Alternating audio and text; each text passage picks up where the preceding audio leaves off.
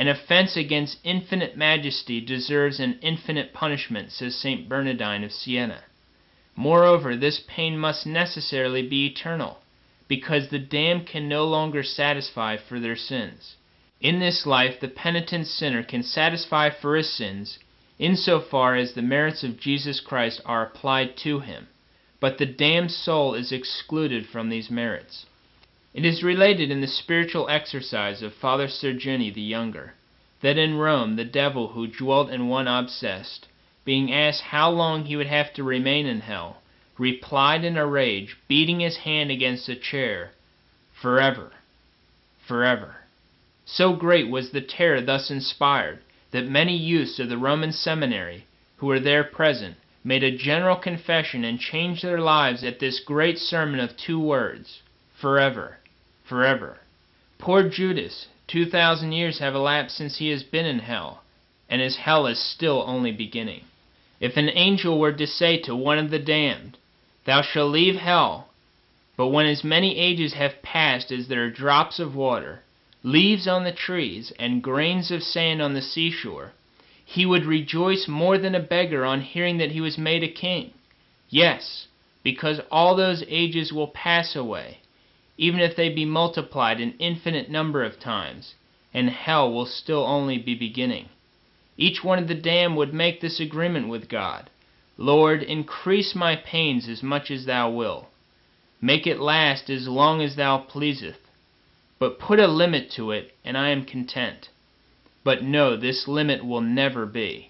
The trumpet of divine justice will sound forth in hell nothing but "Forever, forever." The damned will ask of the devils, "What hour of the night is it? When will it end? When will these trumpets, these cries, this stench, these flames, these torments end?"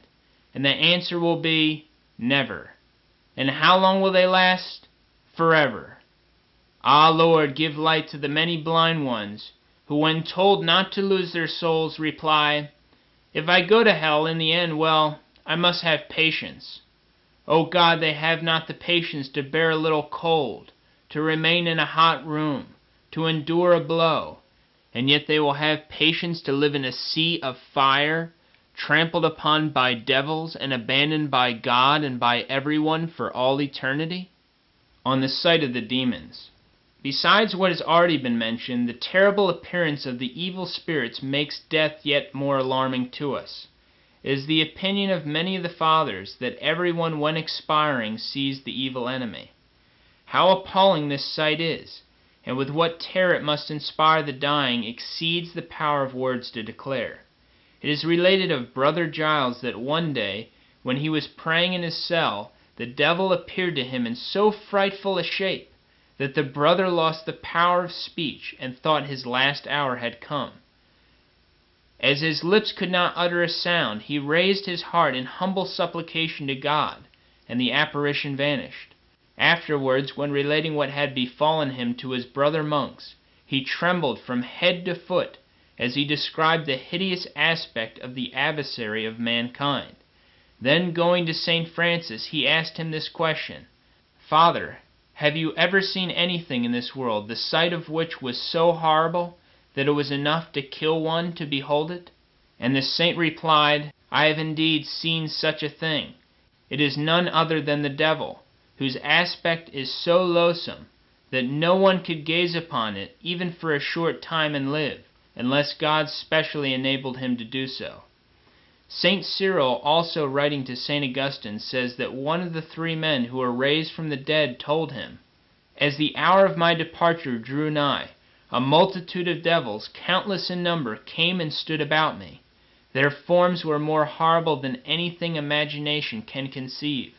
One would rather be burned in fire than to be compelled to look upon them.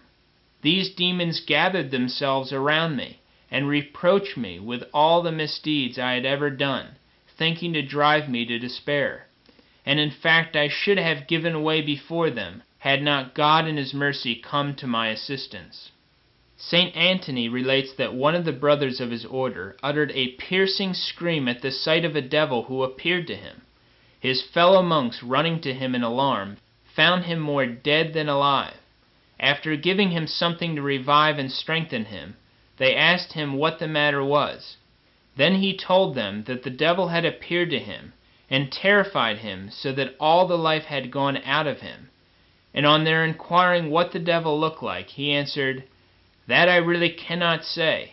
I can only say that if the choice were given me, I would rather be put into a red-hot furnace than look again at the countenance of the demon."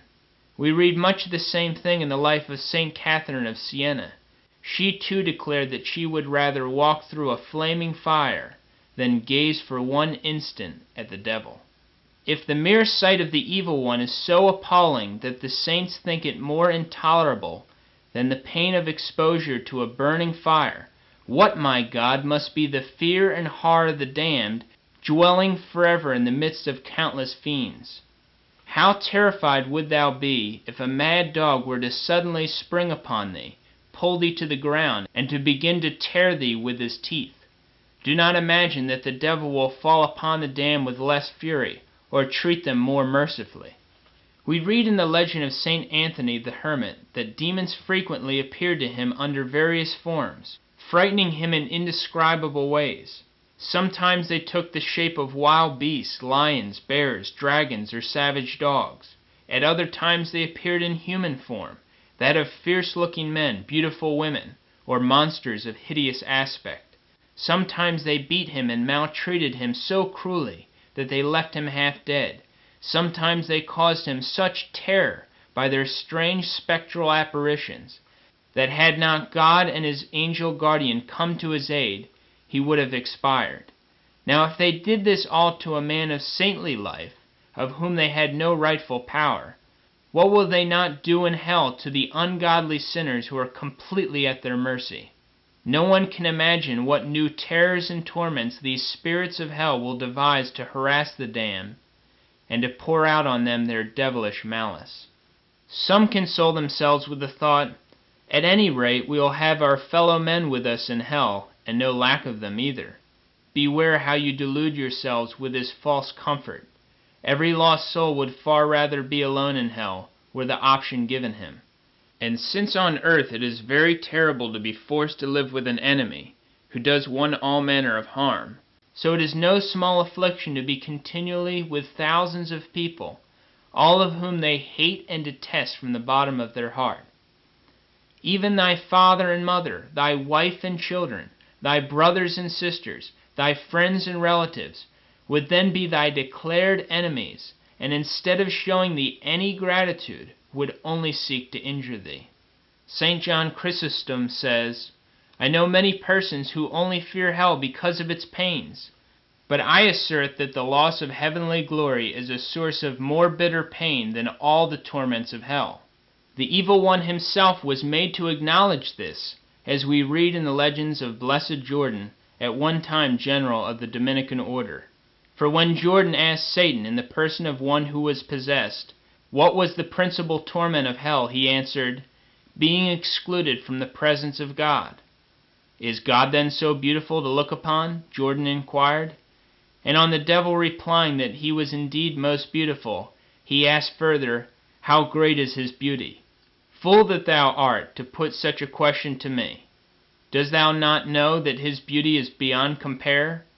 Jordan continued, "Give me to some extent at least an idea of the divine beauty." Then Satan said, "Imagine a crystal sphere 1,000 times more brilliant than the sun, in which the loveliness of all the colors of the rainbow, the fragrance of every flower, the sweetness of every delicious flavor, the costliness of every precious stone, the kindliness of men, and the attractiveness of all the angels combined. Fair and precious as this crystal would be, in comparison with the divine beauty, it would be unsightly and impure." And pray, the good monk inquired, "What wouldst thou give to be admitted to the vision of God?"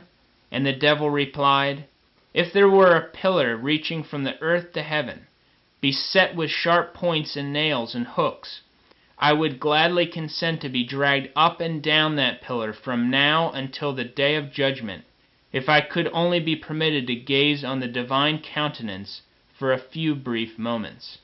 What dost thou imagine that eternity really is, or what its duration?